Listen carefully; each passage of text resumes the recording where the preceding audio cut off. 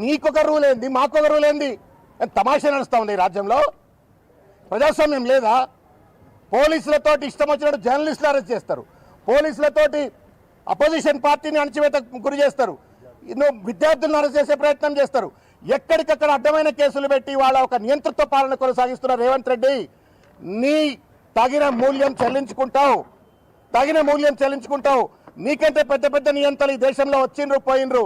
నువ్వేదో నియంత, నువ్వేదో గుత్తదారు, పోలీసులంతా నీ కింద పనిచేసేటువంటి ఒక మొత్తం కూడా నీ సేవకులు అన్నట్టుగా వ్యవహరిస్తూ వాళ్ళ ప్రతిపక్ష గొంతును, ప్రజల ఆకాంక్షలను అణచివేయాలనే ప్రయత్నం చేస్తూ ఉన్నావు.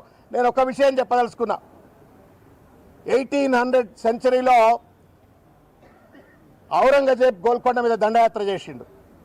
ఆ రోజు ఉన్నటువంటి ఒక రాజు అబ్దుల్ హసన్ షా అని చెప్పని ఆ రాజును బందీ చేసి ఆ అబ్దుల్ హసన్ షాను హతమార్చి హైదరాబాద్ పేరును దారుల్ జిహాద్గా మార్చి కుట్ర చేసిండు.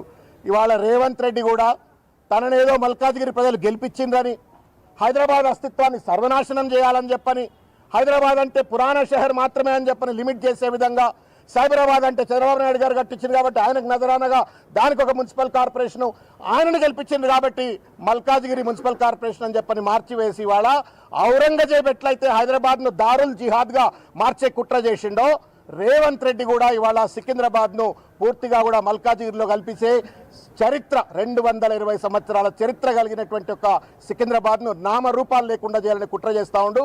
నిరసన మా హక్కు, రాజ్యాంగం ఇచ్చిన ఒక హక్కు ఇది. ఈ హక్కును కాలరాసేటువంటి ఒక ఔచిత్యం